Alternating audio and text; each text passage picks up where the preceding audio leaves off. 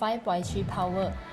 A lift takes 15 seconds to move out a vertical distance of 22 meters. What is the minimum power of the lift when the total mass of lift is 300 kg? At first, we draw the diagram. This is a lift, then go out 22 meters and is 300 kg.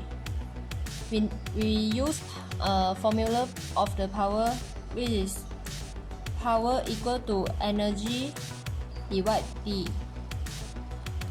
Energy is mgh, so we use P equal to 300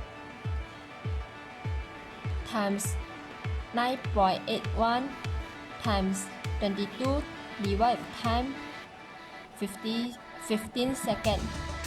So we get the answer is 4316.4 watts. Thank you.